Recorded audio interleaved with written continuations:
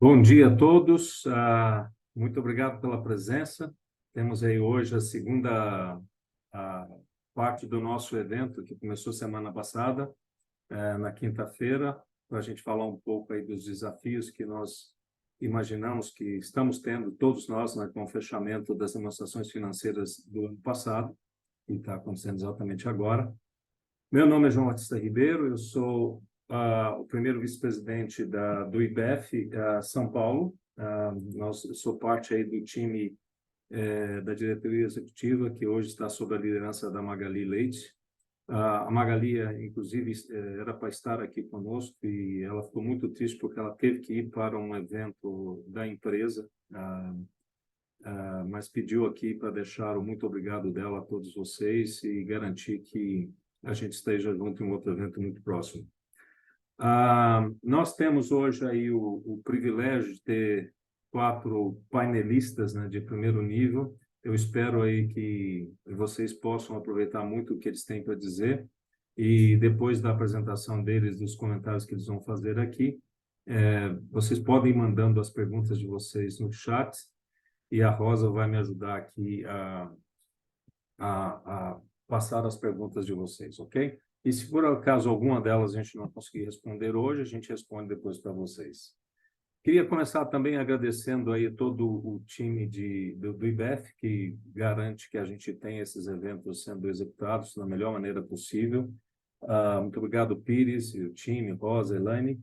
Queria agradecer os nossos mantenedores. Vocês podem ver aí, nós temos hoje uma grande lista de mantenedores, empresas de primeiro nível. Isso nos dá muito orgulho, significa dizer que nós estamos no caminho certo, por ter empresas como essas que estão aí ajudando no objetivo do IBEF.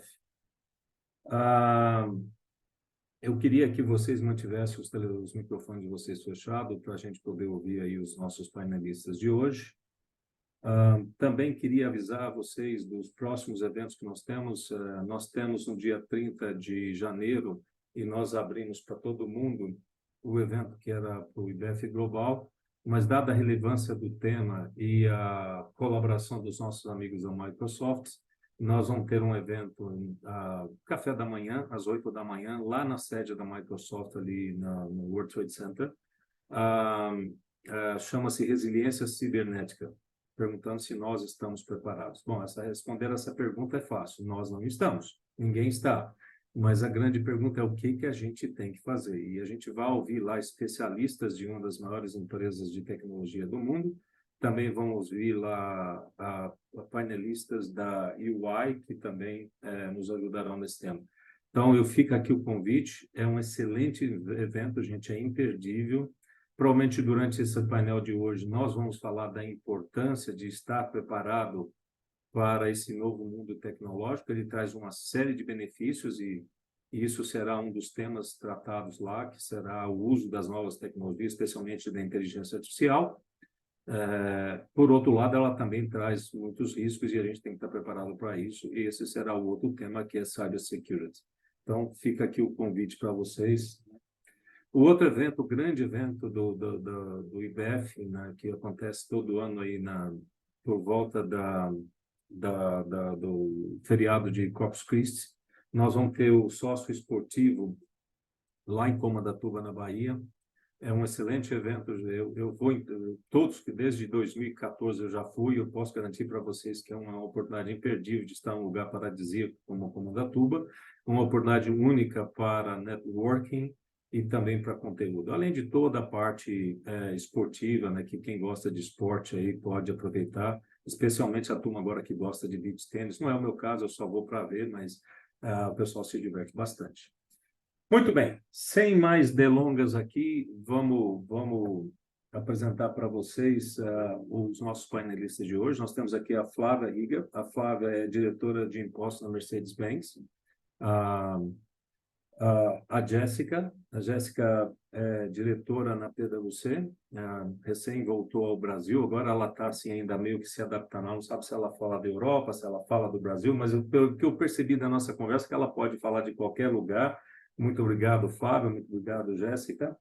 Temos aqui também o Oscar Carrijo. O Oscar é o diretor de contabilidade da Claro. Vocês vão perceber que o português dele é ótimo, mas não dá para negar que ele é mexicano. Então, Oscar, muito obrigado por estar conosco. E o Tiago Burnett, eu espero que eu esteja falando o seu nome correto, Tiago. Tiago é o nosso colega da KPMG, atua aí em várias áreas lá e também hoje veio aqui para dar a contribuição dele. Tiago, mais uma vez, muito obrigado. No final aqui, gente, nós vamos deixar aqui na tela para vocês um QR Code, onde nós gostaríamos muito que vocês entrassem lá e desse para nós o feedback de vocês sobre o evento. Isso nos ajuda muitíssimo a melhorar a qualidade dos nossos eventos. Então, por favor. E tem uma outra coisa também, não sei se você pode colocar aí, Elaine, na tela, o QR Code para um grupo de WhatsApps que nós criamos. Então, nós tínhamos vários grupos que a gente ficava repetindo os comunicados em todos eles, e a gente quer concentrar isso num lugar só, num grupo só. Mas, considerando aí a lei de proteção de dados, nós não podemos cadastrar vocês, vocês precisam aceitar. Então, se vocês entrarem nesse QR Code aqui, vocês podem se registrar lá no grupo de WhatsApp e vocês vão receber todas as mensagens, todos os convites, todo o conteúdo do IBEF por esse link. Ok? Muito bom. Vamos, então, começar aqui. Eu acho que eu vou começar hoje, viu, com os homens aqui. E Tiago, vou começar contigo. Eu gostaria muito que você se apresentasse, que você nos falasse aí do ponto de vista do que você tem visto aí na KPMG, falando com os seus clientes, quais são os pontos de atenção. E se você pudesse falar pelo menos de dois que eu tenho aqui como na minha lista, que é o tema de impairment e o tema de going concern. Meu cordial bom dia a todos e grande honra. Obrigado pelo convite aqui, João. Prazer estar com vocês. E eu começo com... Separei aqui 10 erros fatais que eu vou mostrar para vocês e depois eu digo de onde eles vieram e como é que eu cheguei neles e quem sou eu, para não ficar aquela apresentação em que a gente se apresenta e fala, quem é esse cara aí, né? 10 erros fatais, gente. Impairment. Quem não fez e quem não esteve vivendo discussões com os nossos queridos auditores, né? Eu fico muito feliz que eu deixei por um tempo de ser auditor, apesar de eu ainda ser de uma firma de auditoria, eu não tenho mais que brigar com os meus clientes, eu tenho tentado agora só abraçar meus clientes, em vez de brigar com eles. Mas é um tema com uma porção de pitfalls que a gente fala, né? Uma porção de desafios de implementação. A norma não é simples, e a proposta ela está em revisão. A gente espera até setembro desse ano, espero eu, ter alterações substanciais em relação a impairment. A gente ainda vai ter a manutenção do teste de impairment. Ele não... Algumas pessoas falaram, por que a gente não volta àquela vidinha tão bacana que existia, né? De amortiza logo esse negócio, joga aí o goodwill embora em 5 anos, em 10 anos, seja lá o que for. E para de fingir que a gente está testando o impairment com razoável precisão, com esse teste que dá tanto trabalho e custa tanto dinheiro e custa tanto relacionamento com os nossos auditores, né? O IASB propôs ouvir das pessoas por que elas achavam que isso seria melhor do que o modelo atual de impairment e, infelizmente, não voou, gente. O modelo de impairment aí venceu e vamos ter que aturá-lo por mais alguns anos. Como tudo na contabilidade, né? Isso aqui é uma questão de convenções, né? Eu digo que o grande mistério da vida do contador é pegar um balaio de gato que tem desde uma conta corrente no banco até uma relação de sinergia numa aquisição de negócio, até um intangível que eu desenvolvi internamente, somar isso tudo com o imobilizado e fazer isso tudo ser uma coisa só. E só dá para fazer isso com convenção, gente. Por que a gente diz que a gente vai mensurar a custo? Por que a gente vai mensurar com base em valor justo? Por que a gente vai definir que a mensuração do impairment se dá quando há gatilhos ou quando, no mínimo, se houver um goodwill ou um intangível sem vida útil, vai acontecer 1 ano, né?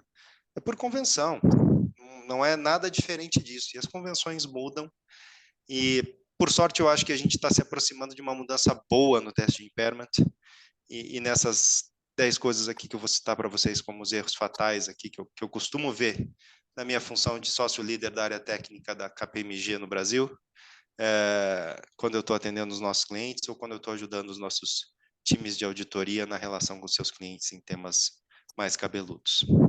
Bom, vou começar com exatamente a questão do valor em uso e das limitações desse modelo, né? Ele é um modelo que, de novo, a gente está falando de convenções. E uma delas é que eu não posso considerar, por exemplo, qualquer tipo de melhoria aos meus ativos. Bom, vocês sabem que a gente vive numa vida tecnológica, que o João acabou de anunciar o evento em que a gente vai discutir cybersecurity, chat GPT, eu já não aguento mais ouvir falar de chat GPT, e daí a gente cria um modelo em que eu tenho que assumir que eu não vou fazer nenhuma melhoria no meu ativo que eu vou testar. Qual é de fato a razoabilidade dessa premissa, né? Quem é que parte do pressuposto que eu tenho um ativo aqui que eu vou testar, ele tem uma vida X anos, 5, 10, 20, e que eu não vou considerar que eu vou fazer melhorias nesse ativo, né? Eu vou manter ele estático como ele está. Mas é uma das limitações do modelo. Ainda na questão de premissas razoáveis e suportáveis, né? Um segundo ponto, como é que eu aloco ativo corporativo? Como é que eu aloco goodwill aos que a gente chama as diferentes unidades geradoras de caixa, né? No português, bem claro, a gente estabeleceu um conceito aqui, uma forma de fazer, que é, como tem vários ativos que eu não tenho como testar individualmente, eu, teoricamente, tenho que identificar o menor nível dentro da minha empresa em que eu consiga testar. Que nível é esse? O que é o menor nível, né? O que é uma unidade geradora de caixa que, teoricamente, deveria representar aquele menor nível capaz de gerar fluxo de caixa independente? É um grande desafio. E é um grande desafio que permite blindar, por exemplo, ativos e goodwill. Também tratado aí na questão do IASB, né, que nessa revisão de normas. Como é que eu faço para diminuir essa blindagem? Sinto um exemplo clássico. Em algum momento o Facebook foi lá, Meta no nosso caso, e adquiriu o WhatsApp. Estou dando um exemplo aqui teórico, né? Certamente o WhatsApp foi comprado pelo Facebook com um enorme goodwill, tá? Enorme valor ali em relação aos clientes adicionados à minha plataforma Meta com a aquisição do WhatsApp. Na hora de alocar esse goodwill, à época, o WhatsApp não tinha nenhum tipo de geração de caixa independente. Ele, como ferramenta, diferente do que nós vemos hoje, em que vocês são bombardeados no WhatsApp com operações comerciais, né, com contas comerciais, na época ele não permitia isso. Era basicamente um que a gente usava aqui para falar com a família. Então, qual é o fluxo de caixa que isso gera, né? Não gera fluxo de caixa independente. Ou seja, eu somo na minha plataforma Facebook, que é uma plataforma extremamente rentável, e, consequentemente, eu nunca terei impairment desse acho, porque na medida em que ele está no algo maior, ele está blindado ali, ele nunca vai ser analisado individualmente. Então, esse modelo ele é altamente criticado, né? Mas, infelizmente, a gente não conseguiu propor nada melhor. E a questão do amortizar ao longo do tempo também não voou.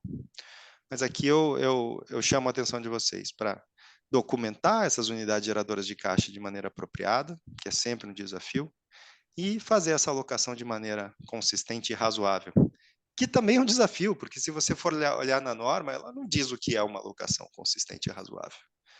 E uma das coisas que eu aprendi é que consistente e razoável nem sempre é o que o Tiago acha que é consistente e razoável, o que o João acha, o que cada um de vocês acha, né?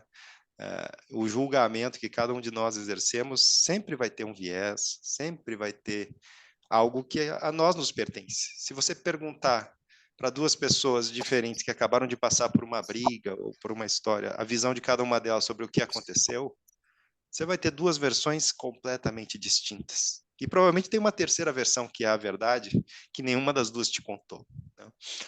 Como é que a gente foge disso, né?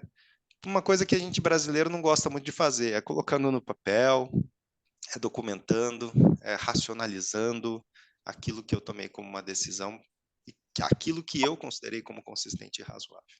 Isso vai facilitar muito aí a argumentação de vocês com os auditores. Ainda na... João, você manda eu parar quando eu tiver que parar, por favor, que eu estou entendendo Você que tem eu... mais 3 minutos. Depois eu Ah, vou joia. voltar no final, te pergunto de novo, você continua Ainda em falando. relação ao teste de impairment, né? E como é que eu fujo dessas limitações, Tiago? É uma pergunta que eu sempre recebo, né? Você acabou de me dizer que eu não posso fazer um teste de valor em uso que é racional no final, porque é óbvio que eu vou melhorar o meu ativo ao longo desse tempo. Bom, quando vocês estiverem tendo esse problema, né? Quando o modelo do valor em uso não estiver funcionando para vocês, efetivamente a norma não só permite, como requer, quando a gente está dando impairment, o uso do valor justo. E o valor justo, efetivamente, não tem essas limitações. O valor justo, teoricamente, representa quanto é que um terceiro estaria disposto a pagar por aquela CGU sua, né? Então, certamente um terceiro vai levar em consideração uma possível melhoria no ativo, né? Digamos que você tem uma fábrica que fabrica hoje máquina de escrever, mas na prática, se você trocar 3 parafusos lá, você começa a fabricar iPhone na mesma fábrica. Se você usar valor em uso, teoricamente você não pode considerar a troca dos parafusos, que vai ter que calcular o impairment dela com base na produção de máquina de escrever. Certamente quem compraria essa sua fábrica não continuaria produzindo máquina de escrever. Trocaria os 3 parafusos e produziria iPhones, que seria o melhor uso daquela fábrica. No modelo de valor em uso, você não pode fazer isso. No modelo de valor justo, você deve fazer isso, que é efetivamente qual é o melhor uso que aquele ativo vai te dar, independente do que ele tem dado atualmente. Um último, para a gente fechar aqui, depois eu só levantar um alerta em relação ao tema do going concern. Uma boa notícia a todos, né? A gente está comparando, a gente sempre falou que o importante do teste de impairment é comparar banana com banana e maçã com maçã. E uma das outras limitações desse modelo é que ele exigia que a gente fizesse uma taxa pre-tax para fazer qualquer análise. Apesar de a gente ir no próprio Basis of Conclusions lá da norma e ele dizer que seria possível e até demonstrar por meio de interação, o famoso goal-seek do Excel aqui, como é que você chega numa taxa pre-tax partindo de um fluxo post-tax. Isso porque o WOC é o que normalmente a gente usa como uma taxa para descontar esses fluxos. Finalmente, a razão venceu e a tendência é que a gente permita indiscriminadamente o uso de taxas post-tax, desde que, obviamente, a gente esteja fazendo banana com banana e use fluxos também post-tax. Ainda não está valendo, mas é uma melhoria aí que certamente vai facilitar a vida da gente em testes futuros de impairment. Legal, Thiago. Vamos fazer o seguinte, por que Para que fechar eu... aqui, João, deixa eu só levantar o alerta do going concern, para não passar batido, e depois a gente pode vir a ele na sessão de perguntas e respostas. Vamos lá. Going concern, gente, é um tema que está na mesa, e é um tema que sempre dá briga entre auditor e auditado. E eu queria só dizer uma coisa, talvez, para que a relação e a relação de vocês com os auditores de vocês não se estresse, né? É um tema que exige coordenação. Por quê? Na prática, teoricamente, o auditor não inventa nada em relação ao going concern. Ele só deveria repetir o que a administração deveria fazer em relação ao going concern, né? Então, tem lá uma divulgação obrigatória no CPC 26 que vai te dizer, olha, você precisa divulgar isso se você tem uma incerteza. Tem palavrinhas que geralmente dão briga, se é a questão da material irrelevante, né?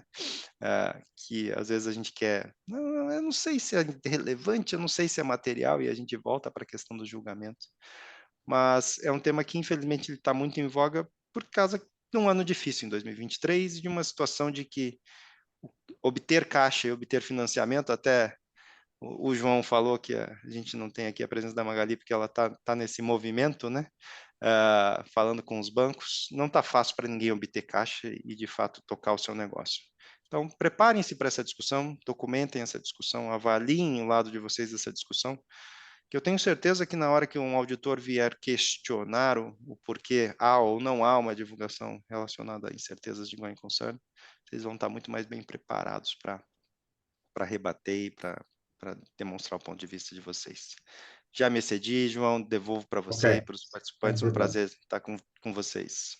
Bons pontos, viu, Thiago? E eu posso te garantir que tudo que você falou está na minha lista e eu tenho uma função global, né? Eu sou contador da Dell para o que eu chamo de international, são todos os países exceto os Estados Unidos. E em todo lado, os dois temas sobre os quais você cobriu tá no topo da agenda. Bom, muito bem. Oscar, vamos lá, você. Você que está aí na América Móvel, dono da Claro no Brasil, eu sei que vocês têm aí uma empresa, uma das maiores do mundo, e uma preocupação muito grande com o tema de ESG. Então, queria que você falasse um pouco como é que você está conectando toda a estratégia da empresa com relação a esse tema com a demanda que a gente tem agora do S1, S2 para reportar. Bueno, buen día a todos. Primero, gustaría de agradecer. ¿Me están escuchando? Sí, sí. Sí, ok. Buen día a todos. Gustaría de agradecer a Primera IBF por la oportunidad de participar de este importante evento. ¿Ya? Bueno, como você falou, mi nombre es Oscar Carrillo, soy mexicano. Ya estoy aquí en Brasil há mais de 15 anos. Obrigado, meu amigo.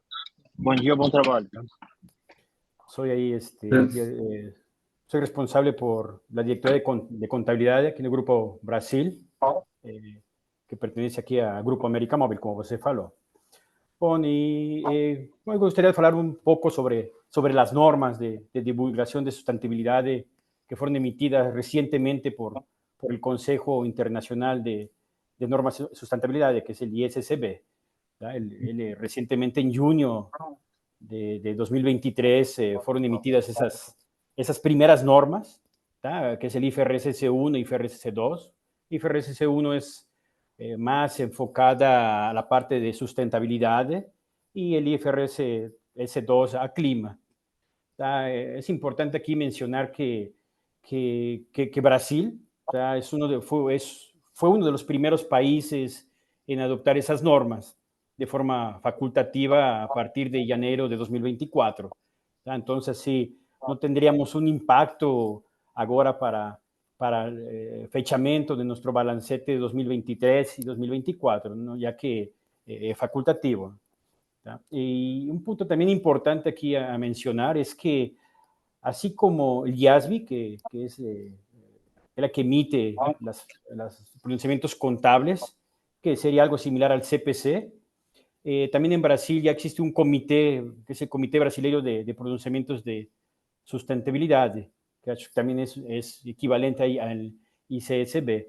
Acho que es muy importante, ¿no? Porque estamos viendo que aquí Brasil está de forma proactiva intentando adoptar esas normas, ¿no? Lo que antes demoraba un poco más Brasil en adoptar estas normas. Bueno, y también hablando un poco de la data, ¿no? También en 2023 también ficó establecido aquí para las compañías abiertas que toda la obligatoriedad de elaboración, divulgación de relatorios de informaciones financieras relacionadas a estos temas y con base en las normas de sustentabilidad y clima, solo será a partir en el inicio o após el 1 de enero de 2026. Es cuando realmente tendríamos un impacto, ¿no? Ya en nuestras demostraciones financieras. ¿Tá? Bom, vou falar um pouquinho assim de um overview de lo que fala el IFRS 1 para después falar un poco de los impactos que tendríamos dentro de las organizaciones o hasta hablar un poco aquí de Grupo Claro. ¿Tá? Entonces, como el IFRS 1, él establece requisitos generales de divulgación de información financiera que son relacionados a la sustentabilidad. Y entonces aquí él va a requerir que las empresas identifiquen, reporten todos los temas de sustentabilidad más relevantes del negocio. Es decir, aquí tendríamos que tal vez hacer un corte a través de una materialidad que vamos a tener que identificar, ¿tá? Porque el día de hoy, si ustedes ven en el mercado, las empresas que ya divulgan temas sobre ESG, pues tenemos mucha información, ¿no? Ya sea a través del formulario de referencia, de los releases, de los relatorios de administración, y el cual en él ainda no está filtrada esa información que sería considerada relevante para los usuarios de esa información, ¿no? Vamos a tener que considerar todos los impactos positivos y negativos que pueden impactar a la sociedad, al medio ambiente, y así como a todas las expectativas que tengan los inversionistas, ¿no? También, bueno, esta norma nos va a orientar a las empresas, como comenté, cómo vamos a comunicar esos objetivos, ¿no? Dentro de esos objetivos, las estrategias, las políticas, la gobernanza, riesgos y oportunidades de sustentabilidad. Aquí esto es muy importante porque va a haber una mudanza interna dentro de las empresas, ¿no? Así como el día de hoy preparamos una demostración financiera, una proyección de resultados, que todo esto viene con una base de gobernanza, de control interno, de políticas.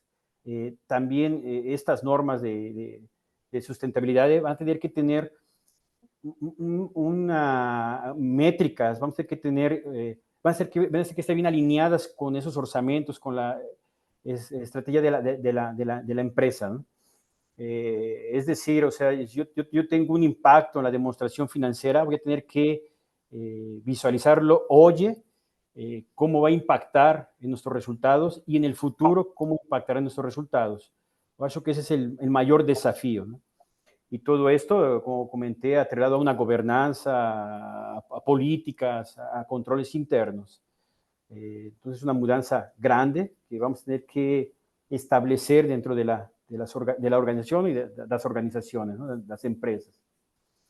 Ya, hablando un poco del IFRS 2, él se centra más un poco en las divulgaciones relacionadas con el clima, que hoy es un grande desafío, ¿no? Y eso que es un tema muy urgente por todo lo que está aconteciendo en el mundo, ¿no? Puedo dar un ejemplo así que aconteció en mi país, ahí Acapulco, acho que muchos conocen. Hubo recientemente un furacán que ninguém tenía planejado, todo el mundo falaba que era una categoría muy baja, y en menos de 2 horas él mudó para una categoría 5, ¿no? Entonces, él acabó con ese lugar. Entonces, eso ha sido un ejemplo de lo que está aconteciendo, ¿no? En el mundo, todas las mudanzas. Y claro, todo esto tendríamos que tenerlo mapeado, esos riesgos, y ese riesgo, si tendríamos alguna oportunidad de cómo eso vamos a llevarlo dentro de nuestras demostraciones financieras, ¿no? Y divulgaciones, ¿tá? Y también, de la misma forma que el IFRS 1, él vamos a tener que establecer también esos riesgos, oportunidades, esa matriz, y cómo eso, nuevamente falei, cómo va a tener ese desempeño actualmente en nuestra demostración financiera y en el futuro, ¿tá? También el IFRS 2, él también exige a las empresas que divulguen, ¿no? Las emisiones de gases de efectos de estufa, ¿no? Y cuáles son sus objetivos de reducción, sus planos, cómo está alineado con los escenarios climáticos, ¿no? Entonces, aquí en Aclaro, como ustedes, no sé si han visto en las noticias, nosotros tenemos usinas que tenemos una energía renovable, ¿no? Con eso nosotros estamos trabajando, tenemos un plano de reducción de esos efectos, ¿tá? A través de esas usinas que hemos implementado, ¿no? Entonces tenemos una energía ahí renovable, ¿tá? Claro, ahora nosotros tenemos que alinear cómo eso tendríamos que traducirlo dentro de nuestras demostraciones financieras, ¿no? Ese es un ejemplo. Hay otros ejemplos como que el Grupo América Móvil también hizo una emisión de bonos verdes, ¿tá? También eso de ahí, pues tuvimos un beneficio ahí en la reducción de tasa de juros, y claro, tuvimos que hacer todas las comprobaciones que nos solicitaron, pero esto de aquí, pues bueno, es un beneficio de cómo implementando estas normas tendrán un beneficio para las organizaciones en el futuro, ¿no? Y también para el mundo como un todo, ¿no?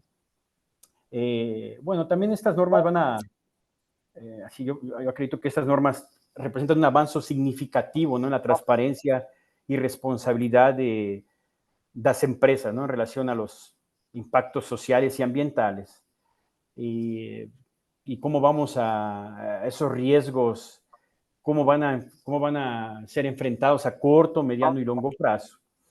¿Tá? Y como comenté, ¿no?, estas normas son así baseadas en los principios de confiabilidad, de comparabilidad, de verificabilidad, ya que visan así fornecer informaciones para los investidores o otras partes interesadas, ¿no? Entonces, nuevamente, Pablo, aquí, esto de aquí va a ser una mudanza muy grande dentro de la organización, ya que todas esas informaciones van a tener que ser comprobadas, ¿no? Va a tener que seguir ese principio de verificabilidad. O sea, va a tener que ser auditado y va a tener que tener esa conexión con las informaciones financieras, ¿no? Aquí ya no va a ser una tarea fácil esa implementación de normas, ¿no? Por eso yo acho que, aunque no tiene un impacto ahora en los balances 2023, tenemos un muy buen tiempo para ir preparando cuál va a ser nuestra materialidad, cuáles son los límites, el escopo de divulgación, cómo vamos a colectar, cómo vamos a medir, cómo vamos a verificar todos esos datos de sustentabilidad, ¿no? Entonces, cómo vamos a integrar esas informaciones, esas informaciones financieras o no financieras a los relatorios, y cómo vamos a armonizar todas estas normas con las normas ya existentes, ¿no? También eso que es algo importante. Bueno, en conclusión, así, estas normas son un paso así muy importante para la padronización y mejoría de divulgación de sustentabilidad de las empresas, ¿no? Y que van a poder ayudar a promover informaciones más claras para todos los usuarios y principalmente para los investidores, ¿no? Bueno, eso Perfeito. sería de mi parte, João. Aí, obrigado Não, por la atención de todos.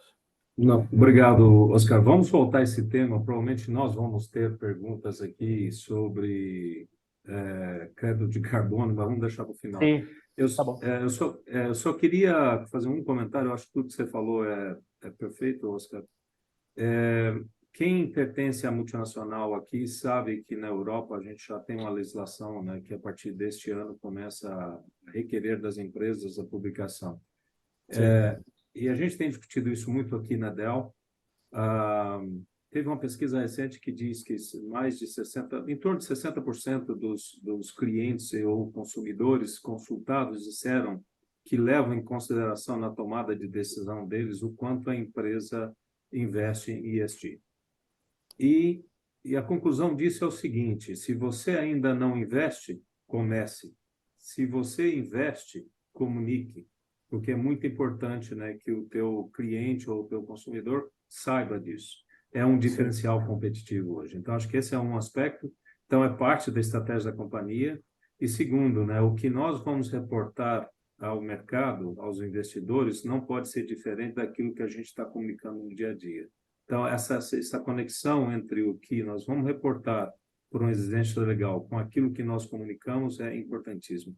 Vai dar muito trabalho, gente. Eu posso dizer isso para vocês porque a gente está preparando como companhia a nível global e já faz décadas que nós publicamos o nosso relatório anual junto com o 10K e 10Q nos Estados Unidos. E agora, para garantir assurance, para garantir que você tenha, né, materialidade, tudo, evidências, isso não é um processo fácil. Demanda investimento, demanda alinhamento. Muito bom. Vamos ver aqui, Flávia. Primeiro, obrigado por vir aqui falar de um assunto que eu te garanto que está todo mundo extremamente interessado, que é todas essas mudanças. Eu costumo dizer que é uma avalanche, né? Eu já tinha visto de tudo em mudança no último dia do ano. até que eu acho que eu sou um dos mais, né, mais experientes aqui da turma, achei que eu já tinha visto tudo, mas nunca vi uma avalanche de tantas mudanças, de tão impacto, né, no nosso dia a dia. Então, vamos lá, vou deixar para você aí. Tem vários temas, você pode escolher o que você queira falar sobre tributos.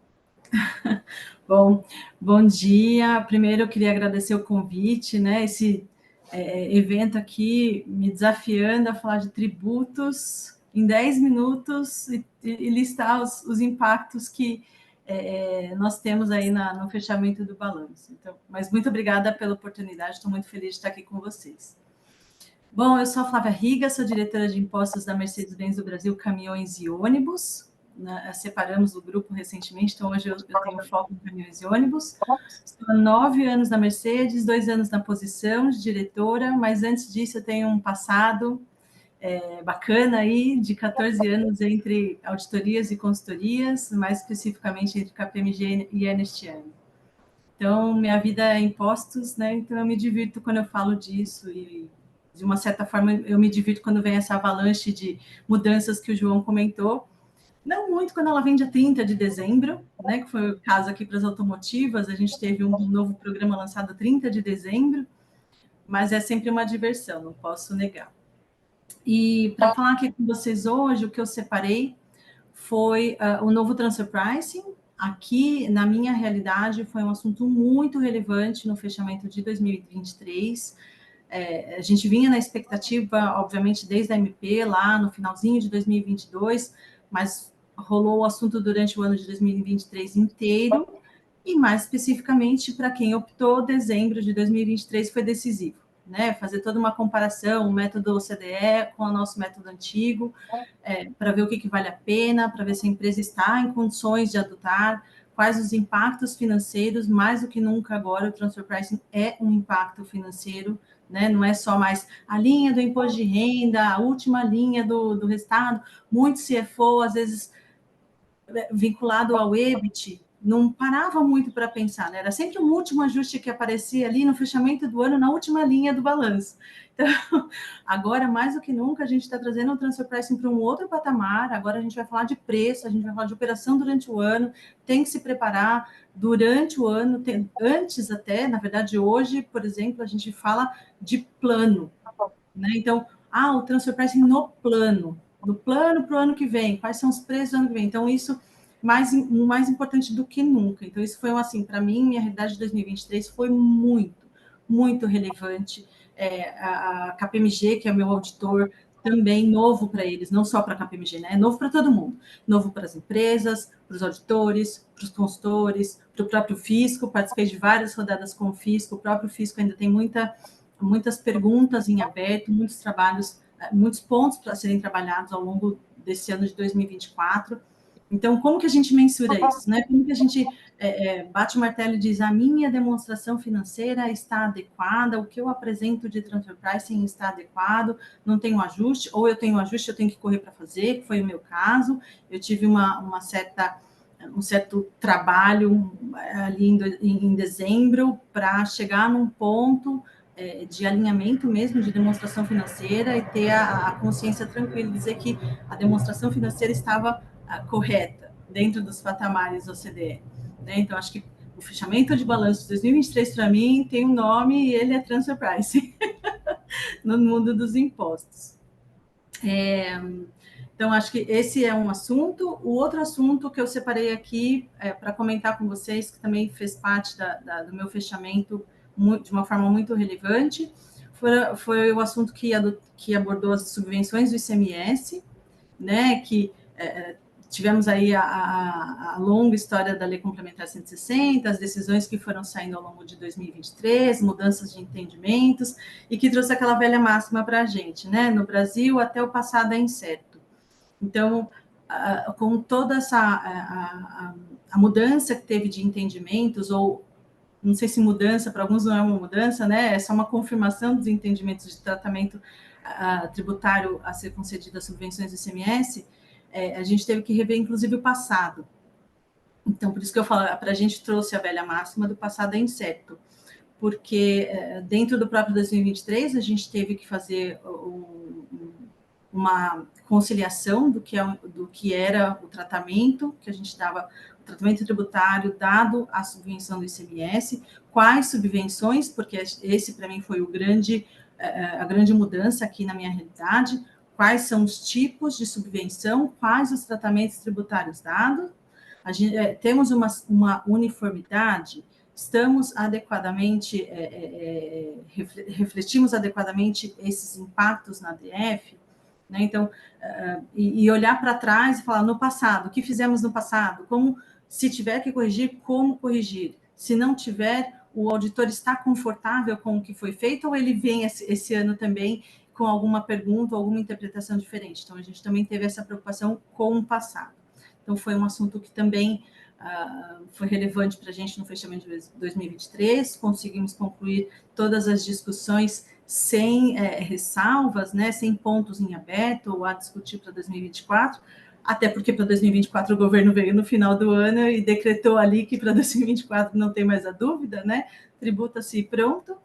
Então, que foi mais uma surpresa do final do ano, mas esse assunto das subvenções do ICMS foi muito relevante para a gente aqui no fechamento do ano. E aí eu separei outros 2 pontos, não necessariamente impactaram meus números de 2023, mas tivemos grandes discussões ao longo do ano, e temos um projeto, já temos vários projetos vinculados a esses temas que serão relevantes para 2024. Então, acho que é legal, né? A gente está nesse momento de fechando 23, abrindo 24. Então, eu trouxe aqui mais 2 tópicos. Um deles é o Pillar 2. Então, as multinacionais aí, acho que a grande maioria, se não 100% aqui dos participantes são de multinacionais, devem ter ouvido falar de uma certa forma desse assunto. Para mim, como empresa alemã, né, o headquarter é alemão, então a gente começou já a falar disso em 2023, porque para eles 2024 já é a realidade do Pillar 2. O Brasil não tem nada a ver com isso, né? Você fala, Flávia, mas o que o Brasil tem a ver com isso? Hoje, a regra brasileira não necessariamente, mas como a gente tem lá o nosso reflexo na Europa, na Alemanha, para eles, o que a gente faz aqui pode ser muito relevante lá, pode significar muito imposto adicional lá e pode ser muito trabalho adicional também. Então, por isso que a gente teve aqui em 2023 tivemos muitas discussões do Pillar 2, porque eles precisavam entender quais são os impactos do imposto de renda, né? Quais são os itens que impactam o nosso imposto de renda, e um ponto importante, a gente fala de taxa efetiva, quando a gente fala de Pillar 2, né? Que é uma grande diferença dos 34 padrão que a gente faz, pega 25 mais 9, dá 34, é isso. Então, a gente não fala desses 34 padrões, a gente fala da taxa efetiva. Então, a gente começou uma série de discussões, esclarecimentos, reciclagem de conceitos, para ter certeza que a taxa efetiva apurada e reportada está nos padrões que eles precisam receber para fins de Pillar 2. E se tiver alguma correção, se tivesse algum alinhamento, que fizéssemos isso dentro de 23, para que a partir de 24, que é quando eles reportam o Pillar 2, a gente não tivesse esse tipo de ajuste ou inconsistência no ano da implementação do Pillar 2 lá. Né? Até porque lá eles estão no Safe Harbor, então ninguém quer perder a chance desse do tempo de transição que existe na Europa, que significa menos trabalho, né? É um trabalho mais simples. E agora, para 2024, como eu mencionei, o que a gente tem de lição de casa? Temos outras legal entities no Brasil, não tão relevantes como uma Mercedes-Benz Caminhões e Ônibus, mas todas precisam reportar. Então, como vamos reportar? Qual sistema vai ser utilizado? Quais são os tipos de ajuste? Como que a gente faz consolidação? Para a Alemanha tem que chegar todo mundo, todos os países da mesma forma. A gente tem uma tarefa que é criar um padrão global de report, para que lá eles consigam fazer essa consolidação de uma forma adequada, sem distorções por causa de país, diferença de país ou de segmento, né? Porque aqui a gente fala também do Banco Mercedes. Então, que é completamente diferente da minha realidade de vender um caminhão, produzir e vender caminhão e ônibus. Hoje, eu também tenho banco, Flávia. Mas não sei se você já terminou, só para dar sequência aqui. Ah, perdão, eu já extrapolei os 10 minutos. Não marquei. O último é a reforma tributária, gente, perdão. Assim, não teve muito impacto em 2023, mas 2024 está aí, é uma realidade. A gente está muito ansioso para receber quais são as regras e, mais do que nunca, pensar as novas regras. Quanto isso significa no meu custo? Quanto isso significa no meu preço? Né? Onde eu vou ser impactado? Como eu recupero uma eventual uma adição de custo tributário, porque, de uma certa forma, sempre tem quem paga menos, mas para compensar esse pagar menos, tem alguém que paga mais. Né? Então, onde estaremos nessa balança ainda é uma dúvida, é uma incógnita, então, muita ansiedade para 2024 para entender onde o business vai se posicionar nessa reforma. Yep. Muito bom. Flávia, eu digo que é o seguinte, já teve o primeiro efeito, alguns estados aumentaram o ICMS, então, não o ano passado, mas esse ano, então já pode botar na conta aí. Talvez possa ser que o auditor te peça para colocar algum comentário no relatório sobre o potencial impacto futuro, né? E aí entraria ou no going concern ou algum outro fato subsequente relevante. Muito bom. Obrigado. Vamos lá, Jéssica, contigo. Eu tenho aqui, né, uma série de coisas que eu poderia te pedir, mas entre todos os pontos que você tem aí de atenção, que você tem tratado com seus clientes, eu gostaria que se você pudesse falar de risco sacado e das novas normas que estão sendo emitidas para esse ano. Ótimo, obrigada, João. Bom dia, pessoal. Antes de tudo, gostaria de agradecer o convite. Obrigada pela oportunidade de estar aqui. Espero conseguir passar aqui algumas informações relevantes e importantes para vocês aqui em 10 minutos. Acho que essa é a tarefa mais difícil, o tempo. Todo mundo deve concordar comigo que é difícil a gente conseguir colocar tudo em 10 minutos, mas eu vou tentar aqui. Então, para quem não me conhece, eu sou a Jéssica Vink, eu sou uma diretora na PwC Brasil, atuo nas áreas de Capital Markets, também na área técnica da PwC. Como o João falou, eu fiquei 2 anos em Londres, quase 3, voltei faz 3 meses, mas fiquem tranquilos, continuo sabendo o que está acontecendo no Brasil, então eu sou uma pessoa certa para estar aqui falando com vocês sobre o fechamento aqui das empresas brasileiras. Como o João comentou, quando ele me pediu, né, para pensar quais assuntos eu gostaria de trazer aqui para esse evento, né, como temas relevantes de fechamento, um dos assuntos que veio na minha cabeça foi realmente as normas ou alterações de normas que entraram em vigor agora em janeiro de 2023, e também quando a gente começou a pensar nisso, a gente falou o quê? Todos os acontecimentos que tiveram em 2023, acho que uma coisa que a gente poderia focar aqui é o Supplier Finance Agreement, ou o risco sacado.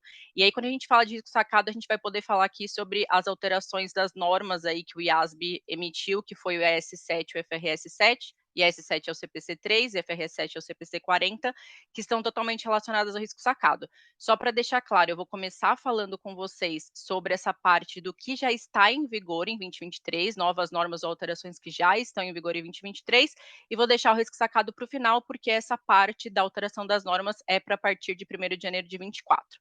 Então, começando aqui pelo que a gente tem de novidade em 2023, que tem que estar lá na demonstração financeira como novas normas ou alterações de normas que foram adotadas em 1º de janeiro de 2023. A primeira norma que eu queria falar aqui, na verdade, a única que foi nova mesmo, é a FRS 17. Sem dúvida nenhuma, essa norma vai trazer um impacto gigantesco para a seguradora. Não sei se tem alguém de seguradora aqui, se tivesse, eles sabem que não é uma nova norma, não, uma nova demonstração financeira. A FRS 17 mudou tudo para as seguradoras, mas o que eu acho importante trazer aqui é que, apesar da FRS 17 ser completamente para as seguradoras, uma companhia que não é uma seguradora, ela também pode ter algum impacto caso ela tenha algum contrato que se enquadra ali no conceito de contrato de seguro. Então, acho que o recado que eu queria deixar aqui em relação à FRS 17 é avaliar se você tem algum contrato que possa ter algum tipo de risco de seguro, e aí se caracterizaria como o IFRS 17, nesse caso teria que ter a aplicação da nova norma a partir de 1º de janeiro de 2023. Pensando agora em alterações de normas, né? A primeira alteração que eu acho que já está bem linkado com o que a nossa colega acabou de falar, a Flávia, sobre o Pilar 2, foi com a adoção do Pilar 2, o IASB pensou em o quê? Tá, essa nova norma vai depender, cada país vai aplicar em um momento, vai ter muita questão de quando aplica, vai ter muita questão em relação a como calcula o imposto diferido disso, então o IAS 12 tem um amendment que traz um alívio temporário quanto ao registro de imposto diferido, que seja proveniente do Pilar 2. Então, se a companhia tem impacto de Pilar 2, ela tem que divulgar, né, que está aplicando o amendment do IAS 12, então ela está usando um alívio temporário em relação ao imposto diferido, e também tem algumas outras divulgações que o IAS 12 está trazendo aí para ser divulgada em relação ao Pilar 2. Então aqui, mais uma vez, né, acho que a Flávia falou muito bem a questão de mas o Brasil nem adotou a norma do Pilar 2 ainda, mas não é só o Brasil, essa é uma norma global. Então, você pode ter o caso que a Flávia comentou, que a empresa dela, a companhia é abaixo de uma empresa alemã, então vai ter impacto na Alemanha, eles vão saber do Brasil, e você pode ter o contrário também, você pode ter uma empresa brasileira que tem subsidiárias em outros países onde a norma já foi aplicada, e você vai precisar entender quais são os impactos para o seu consolidado. Então, não é porque a norma não foi adotada no Brasil que, então, Pilar 2 eu não preciso olhar. Não, precisa avaliar se tem ali no seu grupo algum impacto, tá bom? Outro amendment também do IAS 32 foi a questão de reconhecimento de impostos diferidos quando você tem uma transação que ela dá origem à diferença temporária de ativo e passivo diferido. Sinceramente, essa outra alteração do IAS 12, a gente acredita que não vai ter um grande impacto no Brasil, porque a maior parte das companhias já estava registrando o ativo e passivo diferido quando você tem uma transação que dá origem aos dois. Então, sinceramente, acho que essa nova norma não vai ter um impacto tão grande, né, em relação às companhias brasileiras. Uma outra alteração que também vale a partir de 1º de janeiro de 23 são os amendments do IAS 1 e IAS 8, e esses amendments, eles visam trazer o quê? Uma clareza sobre quais políticas contábeis devem ser divulgadas na demonstração financeira. E também deixar um pouco mais claro qual a diferença entre uma mudança de política e uma mudança de estimativa. Isso porque, como vocês devem saber, né, quando você tem uma mudança de política contábil, você precisa aplicar de forma retrospectiva. Já quando você conclui que é uma mudança de estimativa, a mudança é prospectiva. E com certeza tem uma diferença gigante entre você só olhar para o futuro prospectivamente e você ter que olhar para o passado. Então, acho que aqui o importante em relação a esses dois amendments do IAS 1 e IAS 8 é fazer uma avaliação de todas aquelas políticas contábeis que todo mundo tem que divulgar, né? Às vezes no começo da DEF, às vezes no final da DEF, às vezes de acordo com cada nota explicativa, avaliar se todas essas políticas realmente estão atendendo a definição de uma política que deveria ser divulgada, se ela é realmente relevante para o leitor, se ela é material. E também, caso tenha algum tipo de discussão entre, tive essa alteração, estou discutindo com o meu auditor, não sei se é uma mudança de política, mudança de estimativa, vale a pena também avaliar o que teve de mudança nos amendments. Acho que essas são as novas normas que entraram em vigor em 1º de janeiro de 23, então, passando essa parte, acho que agora a gente pode falar um pouco sobre a questão do risco sacado, ou Supplier Finance Agreement, que é como o IASB chama esse tipo de transação. Então, aqui, só para deixar todo mundo na mesma página, né, de repente, acho difícil alguém não saber, mas só para ter certeza que está todo mundo na mesma página, as transações de risco sacado são aquelas onde a companhia ela vai fornecer algum tipo de acordo para o seu fornecedor, para que esse fornecedor ele possa antecipar o seu recebível. Então, a companhia entra em contato com o banco e a companhia firma algum tipo de contrato, a companhia oferece isso para os fornecedores e os fornecedores vão decidir se eles querem antecipar ou não. Então, no final do dia, o que vai acontecer? O fornecedor ele vai receber de forma antecipada e a companhia vai pagar para o banco somente na data efetiva do vencimento. Esse tipo de modelo de acordo, ele existe há muito tempo, então não é uma novidade que a gente pode falar: isso é novo, então agora, começou recentemente. Não, esse tipo de modelo existe há muito tempo, e até para ser honesta, por existir há muito tempo, por ser uma coisa que, quem paga o FII? A companhia paga o FII para o banco ou o fornecedor paga o FII para o banco? Como que é o risco? Tem tantas variáveis nesse tipo de contrato, que a gente não tem como falar eu não consigo cravar aqui para você e falar: todas as operações de risco sacado vão continuar em fornecedores, ou todas as operações de risco sacado vão virar empréstimo por causa da alteração da norma. Não, tem que ser feita uma avaliação. E aí, o que estava acontecendo no mercado, né? Eu estou falando que várias companhias, várias empresas tem esse tipo de negócio, de transação, mas o que acontecia, essas companhias não faziam nenhum tipo de avaliação se esses contratos mudavam a forma de ser contas a pagar, ou seja, ao invés de eu ter um fornecedor, agora eu deveria ter um empréstimo. As companhias também não faziam avaliação de como essas transações podem impactar o fluxo de caixa, então, mudança de fornecedores fica ali na atividade operacional, mudança de empréstimo ficaria na atividade de financiamento. E também o principal, eu diria, não tinha nenhum tipo de divulgação sobre essa operação para falar que a companhia tem esse tipo de transação, quais são os tipos de contratos, quais os riscos relacionados, quais são os valores. Se o banco deixar de me oferecer isso, o que vai acontecer com o meu fluxo de caixa? Porque se eu estou usando esse tipo de operação para estender meu pagamento, eu posso ter uma falta de caixa para conseguir pagar meus fornecedores. Como que é esse risco? Então, estava faltando muita informação. E aí, com base em toda essa falta de informação, os investidores começaram a questionar se não deveria ter uma alteração das normas contábeis, né, para deixar mais claro que as companhias têm que efetuar esse tipo de divulgação, para melhorar a transparência mesmo em relação aos contratos de risco sacado. E aí, em resposta a essa solicitação do mercado, né, o IASB trouxe as alterações do IAS 7, que é o CPC 3, e também as alterações do IFRS 7, que é o CPC 40, e IAS 7 fala de demonstração de fluxo de caixa, e a IFRS fala sobre divulgação relacionada a instrumentos financeiros. Essas alterações vão, como eu falei, são a partir de janeiro de 2024, mas eu acho que aqui é importante mencionar que mesmo antes da gente ter essas alterações de normas que vão valer somente em 2024, houve diversos papers do IASB que estavam direcionando mesmo os preparadores de demonstração financeira para já fazer divulgação desse tipo de contrato, usando os requerimentos já existentes do IAS 1 e do próprio IAS 7. Então, apesar de eu estar aqui falando para vocês que essa é uma nova norma que entra em vigor somente em 24, muitos dos requerimentos da norma já estão de forma implícita no IAS 1. E aqui também acho que quem é companhia aberta sabe que a CVM também emitiu ofício sobre o assunto. Então, teve muita comunicação no mercado depois de um caso específico, onde deixou aí ainda mais claro a necessidade de ter uma divulgação adequada, de ter uma avaliação adequada de riscos, de como eu apresento isso. Então, sendo bem objetiva aqui, quando a gente pensa especificamente nas alterações do IAS 7 e do FRS 7, os requerimentos que foram incluídos, eles são completamente com foco de melhorar a transparência das divulgações que são relacionadas aos contratos de risco sacado. Então, desde o momento que eu falei de classificação, isso continua contas a pagar ou isso agora é um empréstimo? Eu desreconheço o meu passivo? Como que é essa situação? Como que eu divulgo isso no fluxo de caixa? Também está mais claro. Como que eu divulgo as questões de exposição de risco de liquidez? Como que eu divulgo o valor, o percentual que eu tenho nesse tipo de contrato? Então, tem vários requerimentos, né? Então, nesse ponto específico em relação a risco sacado e novas normas, eu acho importante lembrar que, seguindo o IAS 1, a companhia já deveria fazer essa divulgação de tema relevante. Então, para as demonstrações financeiras de 23, uma companhia que usa risco sacado já deve fazer uma divulgação sobre o tema. E para as demonstrações financeiras de 2024, os requerimentos de divulgação vão ser ainda mais específicos.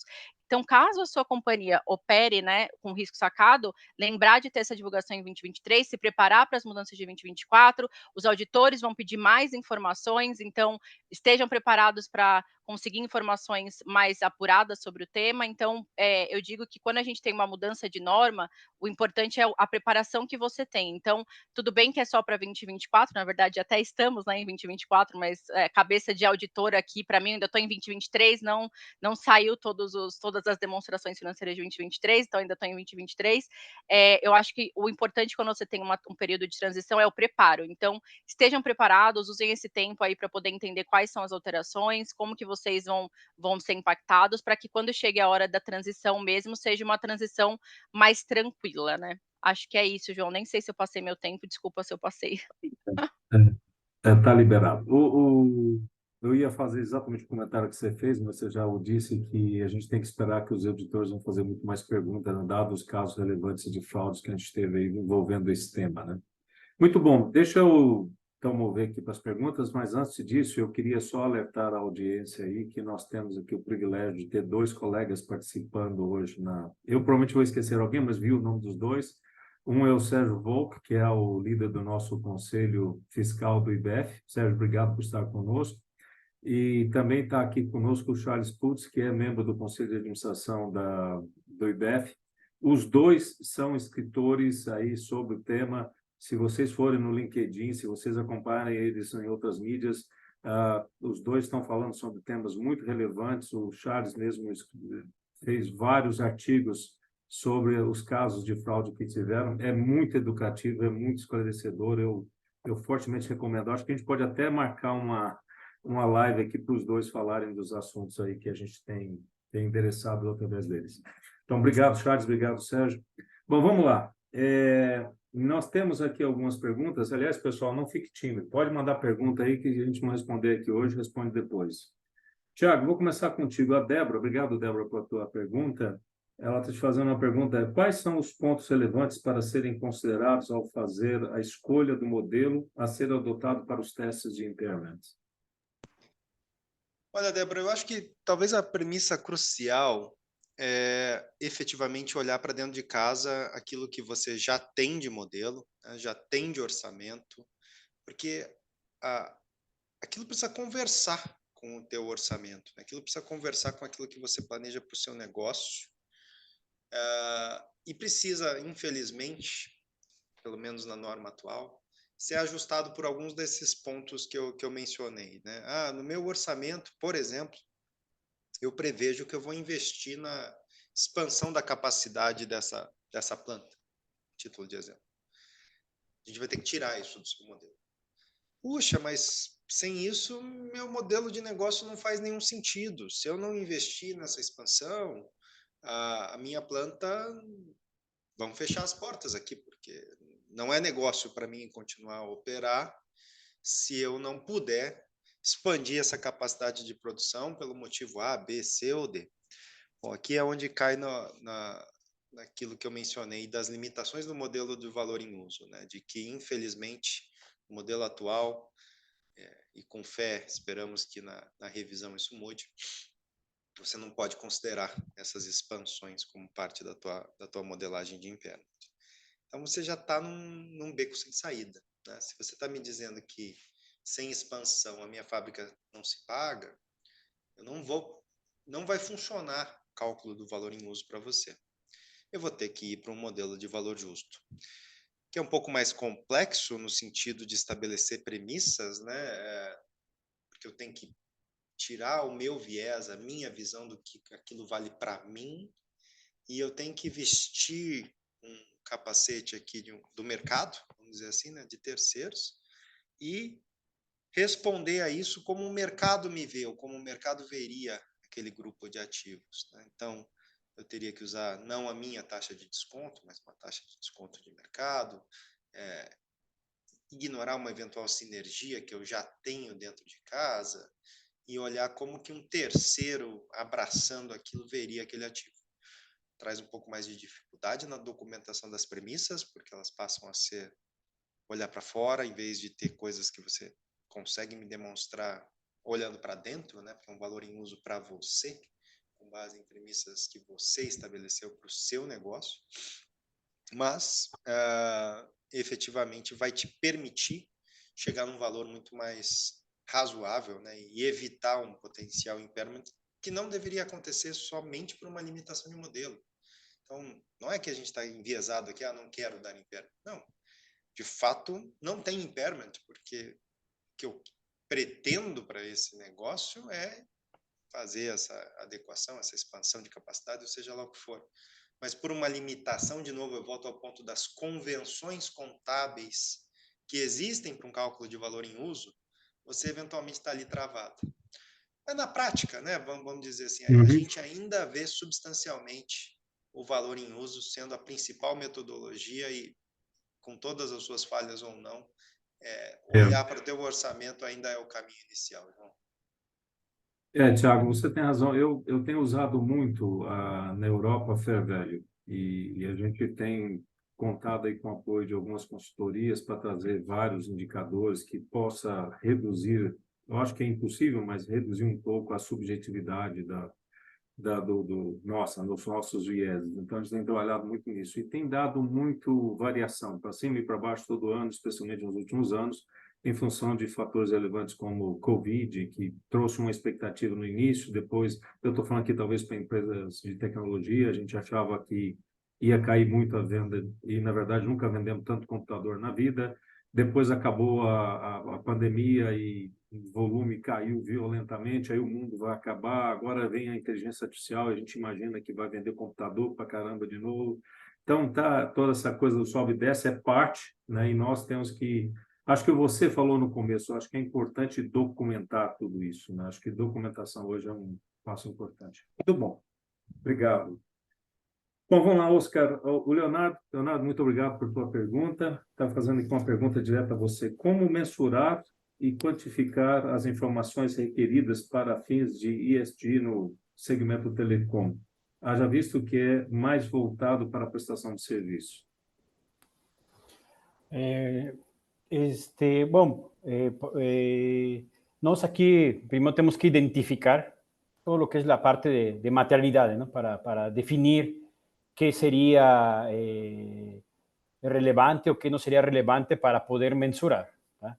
Partiendo de aí, bueno, a companhia vai identificar esos, aí vai ter uns riscos e oportunidades. Vou fazer um exemplo aqui da Claro, que acho que comentei na apresentação, é sobre energia renovável, ¿no? Como se sabe, todas las empresas de telecomunicación tienen baterías dentro de las radiobases o las antenas, las torres. Entonces, la empresa está implementando, construyendo usinas donde estamos generando una energía más limpia, ¿no? Entonces, estamos trocando esas baterías por energía renovable limpia. Eso es un ejemplo y con base en eso, pues tenemos una disminución de gases. Claro que tenemos que hacer ahí vamos a tener que hacer una medición sobre eso para después colocar dentro de nuestra demostración financiera, ¿no? ¿Qué impacto tendríamos ambiental y también de economía? Es un ejemplo de un riesgo y oportunidad material para la empresa, ¿no? Y también, claro, otro ejemplo, como ustedes ven, la lluvia está aconteciendo muy fuerte aquí en Brasil, y hubo días que las empresas, tanto de energía como de telecomunicaciones, tuvieron inestabilidad, ¿no? Entonces, pues la empresa ahí también tendría que mapear ese riesgo y qué oportunidad tendríamos para poder mitigar eso dentro de las demostraciones financieras, ¿no? Tengo otros ejemplos también que para la empresa son materiales y que debemos de avaliar. Por ejemplo, innovación tecnológica es algo que también podría ser ayudar a la reducción climático, de sustentabilidad en el futuro, ¿no?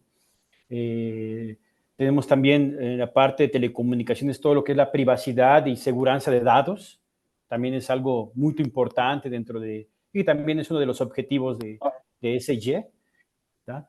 Calidad de servicios.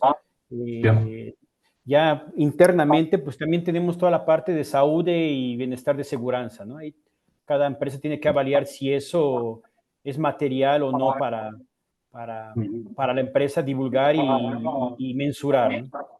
Entonces, si você tiene empleados felices, eso cómo va a ayudar en los resultados de la empresa, ¿no? Entonces, es algo que, y si al investidor le interesa y si a la sociedad también le interesa, de esa forma tendríamos que mensurar, ¿no? Entonces, son ejemplos que son objetivos de ESG y que va a depender de empresa a empresa, ¿no? Cómo va a mapear esos riesgos y oportunidades, ¿tá? Perfeito. Não, eu acho, Leonardo, que tem que estudar muito esse tema. Isso varia. O objetivo está claro quando você lê a regra ou que você lê sobre ESG. Quando você vai para a tua empresa, você precisa ver o estágio em que você está, como é que você evidencia que você está atendendo. E eu acho que ainda existe uma tendência de conectar a ESG só com o I, de environment, né? Porque tem muita regra, está mais claro, está mais avançado. Mas eu diria que tem um desafio muito grande nos outros dois. Parte de governança, a gente tem regras novas, por exemplo, para você reportar risco de ataques e tudo mais, como é que você tratou, você tem que fazê-lo imediatamente nos Estados Unidos, as responsabilizações dos administradores por isso. A outra coisa é na parte do social. Aqui no Brasil, você tem uma legislação que foi aprovada no final do ano passado, de você ter que reportar, né, que a companhia paga salários iguais para mulheres e homens na mesma função. Esse tema ainda está para ser regulamentado, saiu um decreto, mas está sendo discutido. Ele prevê algumas coisas que eu acho que muitas empresas estão discutindo isso. Eu não quero dar minha opinião pessoal, mas em um certo momento, se você não está adequado à norma, você teria que trazer até o sindicato para discutir como é que você se ajustaria a isso. Quer dizer, essa é uma discussão bastante polêmica. Existem várias associações industriais aí negociando com o governo como é que você regulamenta isso. Não dá para voltar atrás, isso é um assunto que se publica no resto do mundo, especialmente na Europa, né? A Jéssica sabe disso, você tem isso muito claro no UK, que a gente chama de Pay Equity, tem que publicar. Então, a gente só precisa ver o contexto que nós estamos. Nós estamos um país extremamente violento, também acho que a gente não quer divulgar informação estratégica para o mercado e essas coisas. Então, tem o escopo é muito amplo, viu, Leonardo? E eu confesso a você que eu tenho um grupo de altíssimo nível discutindo isso para a Europa, porque a Europa está muito mais avançada. O Brasil seguiu, alinhou-se muito ao regime europeu, e acho que em breve os Estados Unidos também vai fazer a publicação das normas. A SEC tem discutido isso conosco, ainda não se chegou a um consenso, mas eu acho que para esse ano, agora 2024, virá a legislação, né, específica para isso. Muito bom. Seguindo aqui, eu queria fazer uma pergunta para você, Flávia. A gente teve vários casos recentes que foram decididos Suprema Corte ou estão sendo decididos, que impacta aí a avaliação que você vai fazer no balanço e pode trazer várias perguntas dos auditores. Eu vou te dar dois casos aqui, o ICMS-ST e o DIFAL. Como é que você vê isso? Que recomendação você tem para a turma? A história é muito delicada, né? Esses novos julgados, novas teses, novos conceitos, eles mexem muito... A famosa história de que o passado é incerto aqui no Brasil. O passado é incerto. Então, o que nós fizemos lá, estamos seguros do que fizemos, né? Temos que reavaliar aquilo que foi feito e daqui para frente como vamos tratar. Sempre vem essas duas perguntas quando a gente tem justamente essas mudanças conceituais e novos julgados. Então, aqui, a grande recomendação, e até pela experiência, que vai até de encontro com um comentário do Tiago, quando ele falou de impairment, mas é em relação à formalização, né? Eu acho que hoje eu tenho muita preocupação em formalizar adequadamente qualquer decisão que a gente toma com base na legislação atual e qual é o reflexo, qual é o tratamento que foi dado para o reflexo correto na demonstração financeira, em conjunto com os colegas da contabilidade, né? Hoje, mais do que nunca, sempre foi, mas mais do que nunca, toda e qualquer decisão, a gente tem um alto nível de alinhamento com a equipe da contabilidade. Não dá para fazer nada sozinho, né? De forma autônoma. Então, isso é muito importante e isso serve para o entendimento futuro. Então, essa interpretação do que vem pela frente, ela vem baseada com essa história do passado, com o que se aprende, que se adotou no passado, e adotando premissas mais corretas ou não corretas, né? Premissa é premissa, mas pelo menos tendo um certo nível de alinhamento, num nível adequado de alinhamento e para uma tomada de decisão mais confortável, principalmente na posição de CFO, né, João? Acho que quando você tem que tomar uma decisão, eu imagino o seu nível de conforto quando chega. Veja bem, pode ser, pode não ser, depende, né? Mas você quer ser agressivo, você não quer? Então, isso hoje é uma dica que eu posso dar para os profissionais de tax, ter uma formalização e uma adequada pontuação da legislação hoje, né? Falando do relacionamento de impostos e de contabilidade, eu acho que eu tenho adotado um princípio de quando você vai atuar em defender a empresa, nós somos bastante agressivos no sentido de que a gente vai e briga. Na hora de reconhecer isso, nós somos bastante conservadores. Ou seja, eu briguei aí recentemente por várias causas, né? E na maioria delas o contribuinte ganhou, mas em nenhum momento eu considerei aquilo para efeito de precificação, por exemplo, dos nossos produtos. Ah, eu vou ganhar isso aqui, então não considero no preço. Eu sei que isso não é consenso, tem muita gente que tem approaches diferentes, mas a minha recomendação para os contadores é, dado o nível de incerteza que aumentou muito com decisões recentes, nós temos que ser conservadores ao máximo possível. Isso não significa que você não vai brigar pelos direitos que você entende que a companhia tem, mas você não tem hoje tanta certeza que você vai ganhar. Então, eu espero que os auditores esse ano, isso é uma expectativa, eles vão discutir muito isso. Felizmente, no caso, acho que na semana passada alguém fez uma pergunta sobre os créditos, né, que agora tem uma nova legislação que te limita o uso do crédito anualmente e tal. Para mim, felizmente, tudo que a gente ganhou e gerou de crédito, a gente já consumiu. Então, eu não tenho mais essa pendência no meu balanço. Mas quem tem ainda valores a compensar, por exemplo, tem que pensar nisso aí, discutir com o seu advogado qual o melhor tratamento. Muito bom. Jéssica, eu tenho uma pergunta que eu vou fazer para todo mundo, mas eu queria começar contigo. Hoje, se você pergunta, entre todos os aspectos que tenho de preocupação na área dentro da companhia, tem a ver com presente e futuro. O presente que já tem aí toda uma revolução em torno do uso de tecnologia, né, no nosso dia a dia, e um futuro que hoje, cada dia, ele é mais, né, curto, ele é um espaço de tempo curto comparado com o passado, aonde você vai estar trabalhando num ambiente completamente diferente, provavelmente, eu diria, trabalhando num ambiente completamente diferente, né? Então, eu queria que você falasse o que você, o que a PwC, você está recomendando ao pessoal do ponto de vista de investimento em tecnologia e principalmente de preparação do teu time para esse novo mundo que está chegando. Claro, vamos lá.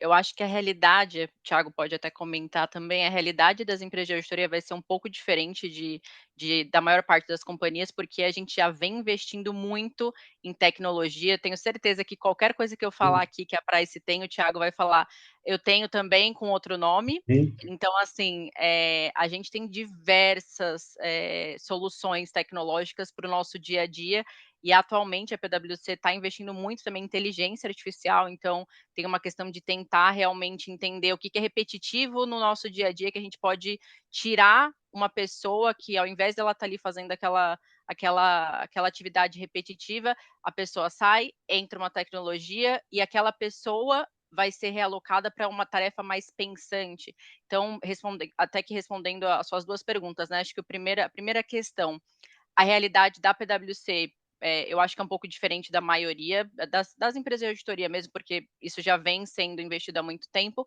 mas com certeza as companhias precisam ter isso em mente, porque essa é a realidade de agora. Então, assim, eu até discuti recentemente soluções que a companhia pode comprar no mercado, não vou falar aqui o nome porque eu não tenho certeza de quais são, mas eu até fiz um demo com uma dessas companhias, de fazer o quê? Você tem lá a sua demonstração financeira, essa solução, ela pega todas as informações contábeis e ela faz a sua demonstração financeira. Claro que tem questão de como você vai linkar, a primeira vez vai demandar mais tempo, mas pensando nos anos seguintes, tudo é atualizado de forma automática.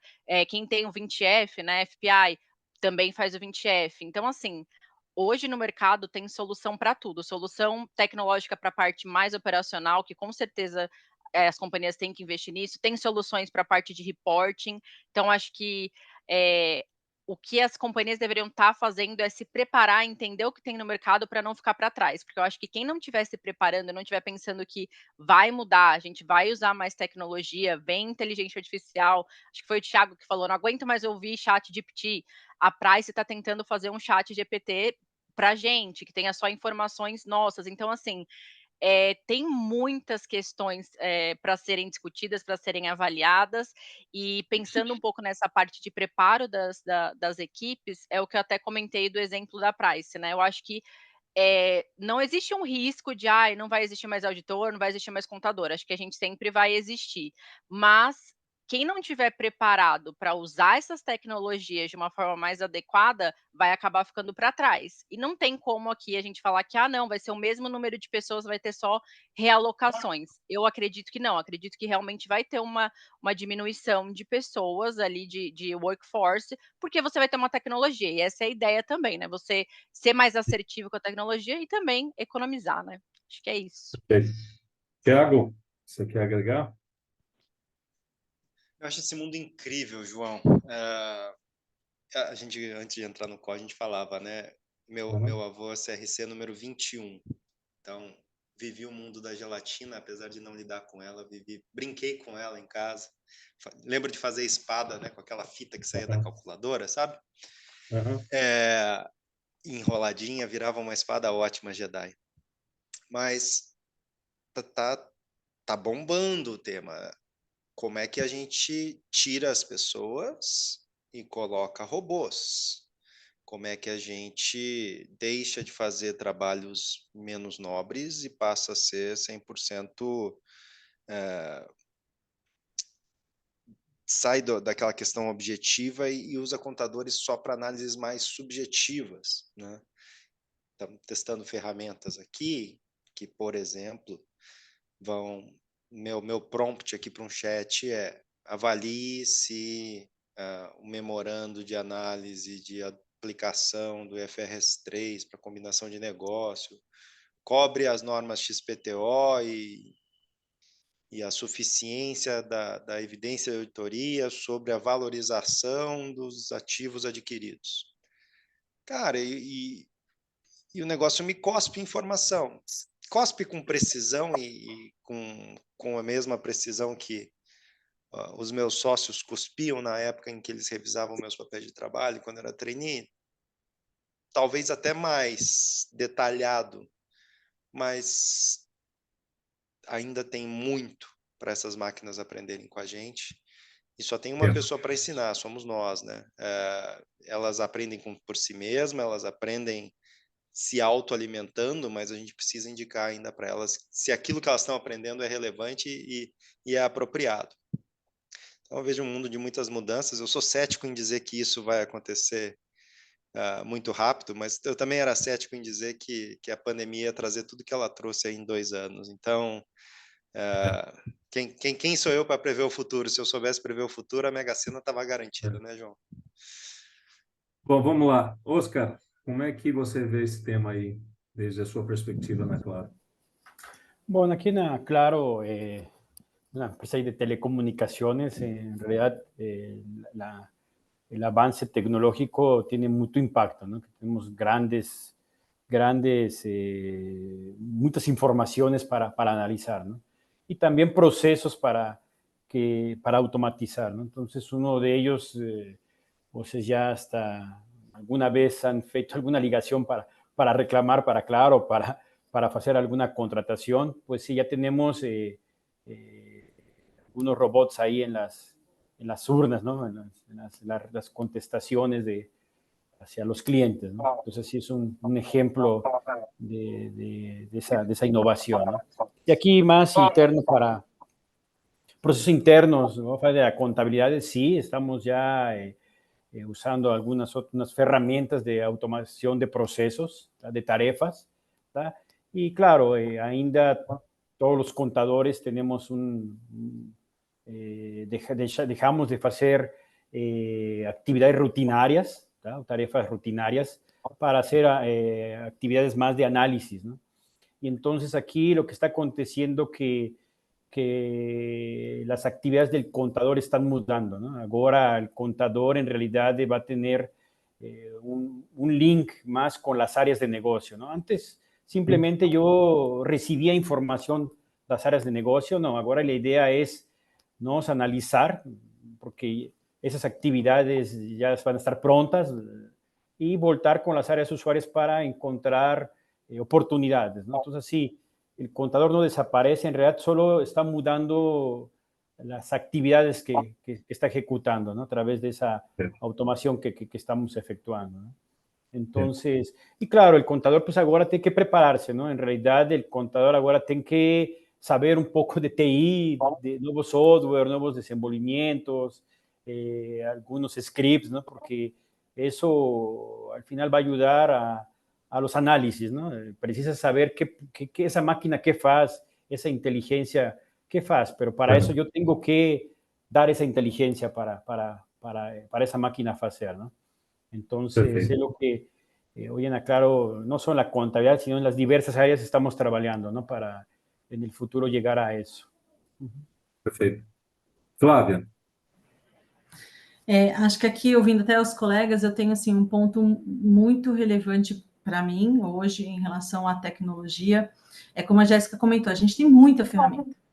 E a velocidade que elas são desenvolvidas, que elas aparecem, é muito maior do que do que se imaginava, né? Assim, acho que hoje a gente tem que ter a sabedoria de qual ferramenta usar, o que precisamos e qual ferramenta queremos, né, e podemos usar. Então, capacidade de utilização, porque você pode pegar a melhor ferramenta do mundo, mas se você não souber usar, não dará em nada. Você não terá bons resultados. Então, acho que essa sabedoria de escolher a ferramenta é uma questão importante hoje. No mundo de techs, onde temos muitas legislações, muito passado, o conhecimento que o Thiago até mencionou, a gente tem que ensinar a ferramenta a trabalhar, porque senão ela também não vai conseguir trazer o resultado que a gente precisa. Né? Então, hoje a preocupação é a técnica que vem por trás da ferramenta. Quando a gente fala de ferramentas em techs, a minha maior preocupação é quem abasteceu. Qual que é o nível de conhecimento da equipe que abasteceu aquela ferramenta? Porque isso, sim, acho que é a maior preocupação, porque daí o profissional de hoje, que vai aprender já uma questão mastigada, vai ter algo já mastigado, ele não vai ter o discernimento se o resultado da ferramenta faz sentido ou não faz, porque ele não teve esse conhecimento. Então, isso para mim, esse treinamento das pessoas é muito importante nesse momento, a preparação. não, muito bom. Eu estou vendo aqui, obrigado, Flávia. Eu estou vendo aqui o comentário do Charles e eu concordo 100% com ele, gente. Nós estamos passando por uma nova...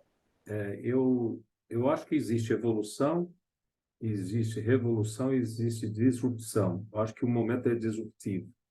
Então, tudo que nós vimos antes, né, de mudanças, elas estão acontecendo hoje. O que é diferente? É muito mais profundo o impacto e a velocidade que isso está acontecendo é quase que impossível de você seguir. Então, eu posso, assim, rapidinho aqui, até porque eu gostaria de terminar no horário, às 9h30, mas para dizer para vocês, gente, eu trabalho numa empresa de tecnologia. Que eu diria hoje é a líder da empresa, a empresa líder que fornecerá infraestrutura para toda essa nova era que está vindo aí, que é uma era baseada em dados, né? A era baseada na tecnologia, fazendo um monte de trabalhos para a gente. Então, nós estamos muito avançados nisso, nós estamos investindo muito. Há 4 anos, nós começamos com um trabalho dentro de casa chamado Organização do Futuro. E a gente tem investido nisso. Eu confesso que no primeiro momento a gente treinou todo mundo no tema tecnologias, novas tecnologias, RPA, vocês lembram lá do famoso, né? Já nem se fala mais disso, só se fala agora de inteligência artificial, mas continua lá o RPA, continua lá o Power BI e tudo mais. A gente treinou as pessoas. E aí voltamos lá e falamos, e aí, onde que estão as oportunidades? Todo mundo, não, legal, muito bom. Mas aquela inércia, ninguém se movia. Bom, aí a companhia, como um todo, começou a identificar oportunidades de automação, de eliminar trabalho manual, de terminar trabalho repetitivo, de conectar ferramentas, né? Todos nós vivemos num ambiente de ferramenta bastante diverso, e a gente começou ali a descobrir oportunidades. Mas aí faltava aquele coisa do micro, né? Você olhar para a tua área e entender isso. O que eu fiz foi trazer profissionais, contadores, apaixonados por tecnologia, que pudessem me ajudar a identificar essas oportunidades e, baseado nas oportunidades, definir uma solução. Eu diria que foi muito interessante, eu acho que a gente trouxe resultados fantásticos. Primeiro que a gente descobriu que tinha muita oportunidade dentro da área contábil, e dentro desse modelo nós fizemos um trabalho a nível global fazendo a seguinte pergunta: eu, contador da Dell, que trabalho eu estarei fazendo daqui a 2 anos? Que que conhecimentos me serão solicitados, né? Então, respondendo essa pergunta, nós chegamos à conclusão que, além de saber fazer débito e crédito, conhecer todas as normas e tudo mais, a gente precisa conhecer tecnologia, a gente chamou isso de digital skills, né? O que são essas novas tecnologias? Eu não preciso e não vou ser, como contador, um cara que vai escrever o código, mas eu preciso saber, para aquela demanda que eu tenho, qual a tecnologia que melhor se adequa e buscar alguém, né, dentro de casa ou fora, que me ajude. Segundo, eu preciso melhorar a comunicação, ampliar meus skills de comunicação. Por quê? Porque o contador vai estar fazendo trabalhos que hoje normalmente ele não faz. Ele vai estar muito mais próximo da liderança da companhia, ele vai estar discutindo muito mais estratégia, negócios no dia a dia. Então, a gente precisa ajustar a nossa linguagem, que é uma linguagem voltada para contadores, para esse novo mundo.